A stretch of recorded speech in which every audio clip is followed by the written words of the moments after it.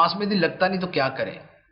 تو دیکھیں، نماز میں دل نہ لگنا یہ اولاً تو یہ ہے کہ یہ کوئی چھوٹا مسئلہ نہیں ہے، یہ بہت بڑا مسئلہ ہے۔ نمبر دو یہ ہے کہ یہ صرف چند افراد کا مسئلہ نہیں ہے بلکہ اکثریت کا مسئلہ ہے۔ اب اس کا حل کیا ہے؟ دیکھیں، حل یہ ہے کہ جب آپ کسی شے کو حل کرنا چاہیں، کسی مسئلے کو حل کرنا چاہیں، تو اس مسئلے پر فوکس کر کے، اس پر بھرپور طریقے سے توجہ دے کر اسے حل کرنے کی کوشش کریں۔ کسی شے کو جتنی ترجیح آپ دیتے ہیں، اس کو حل کرنے کے لیے کوشش بھی اتنی کرتے ہیں۔ اگر مثال کے طور پہ ہمارے 200-400 روپے کسی کے پاس پھنسے ہوئے، تو ہمیں اتنی پرواہ نہیں ہوگی، ہم کہیں گے چلو یار دے دے گا، ارے نہیں کل نہیں پرسوں دے دے گا، ارے پرسوں نہیں ترسوں دے دے گا۔ لیکن اگر کسی کے پاس ہمارے 4 کروڑ روپے پھنسے ہوئے ہوں، تو اب ہم یہ نہیں کہیں گے کہ جناب وہ کوئی بات نہیں ہے، کل نہیں تو پرسوں دے دے گا، پرسوں نہیں تو ترسوں دے، نہ بھی دیا تو خیر ہے۔ پھر نہیں ہو سکتا۔ کیوں؟ اس لیے کہ 4 کروڑ کی ترجیح ہے ہمارے پاس، 4 کروڑ کی قدر و قیمت بہت ہے۔ اب ہم اس کے لیے بھاگ دوڑ کریں گے، اس کے لیے منصوبہ بنائیں گے، سوچیں گے، پلان کریں گے، رابطے کریں گے، اس سے مل، اب یہ سارا کچھ کریں گے۔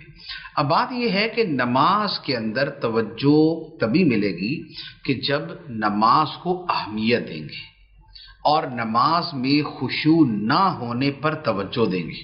اب اس کے بعد یہ ہوگا کہ اب آپ اس ایک مسئلے کو لے کر یوں سمجھے کہ دنیا میں آپ کا ایک ہی کام ہے کہ آپ نے نماز توجہ سے پڑھنی، باقی سارے کاموں کو آپ لے جائیں سیکنڈ پرائرٹی کے اوپر، دوسری ترجیح کے اوپر۔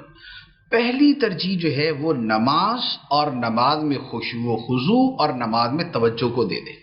جب آپ اس طور پہ پڑھیں گے، اب آپ نے فجر پڑھی اور فجر اس تصور سے پڑھی کہ بھائی دنیا میں میرا کام فجر پڑھنا ہی ہے، میں دنیا میں فجر پڑھنے کے لیے آیا ہوں۔ ظہر کی نماز آپ اس طور پہ پڑھیں گے کہ بھائی میرا کاروبار پہلی چیز نہیں ہے، نماز پہلی چیز ہے، کاروبار اس کے بعد ہے میرا۔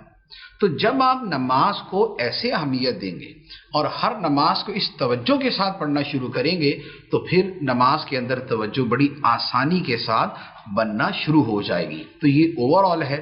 دوسرا پھر اس کے ساتھ اور بہت سارے طریقے علماء کرام صوفیہ اعظام نے بیان فرمائے ہیں کہ نماز پڑھتے ہوئے جو الفاظ نماز ہے ان پر توجہ رکھیں، یا ان کے معانی یاد کر لیں اور ان کے معانی کو سوچیں، یا یہ ہے کہ یہ تصور کریں کہ میں خانہ کعبہ کے سامنے کھڑا ہو کے نماز پڑھ رہا ہوں، تو اپنے دل و دماغ میں توجہ خانہ کعبہ کی طرف رکھیں۔ اور یہ بھی ہو سکتا ہے کہ بارگاہ الہی میں خود کو حاضر سمجھیں کہ میں خدا کو دیکھ رہا ہوں، اور یہ مشکل ہوتا ہے تو لہذا پھر یہ یقین رکھیں کہ خدا تو مجھے دیکھ رہا ہے۔ تو لہذا اس طرح کی پھر جو اعتقادات ہیں اور اس طرح کی جو سوچ ہے وہ نماز کے اندر توجہ پیدا کر دیتی ہے۔ پھر یہ بھی ہوتا ہے کہ نماز میں خشوع و خضوع کے واقعات پڑھیں، اس کی فضیلت پڑھیں۔ جیسے اس موضوع پر بہت ساری کتابیں ہیں، علامہ ابن رجب حنبلی کی کتاب ہے الخشوع فی الصلاۃ، اور اس کے علاوہ علماء نے کتابیں لکھی ہیں۔ اسی طرح فیضان نماز جو امیر اہل سنت کی کتاب ہے، اس میں بھی نماز کے خشوع و خضوع کے بارے میں کافی سارا مواد ہے۔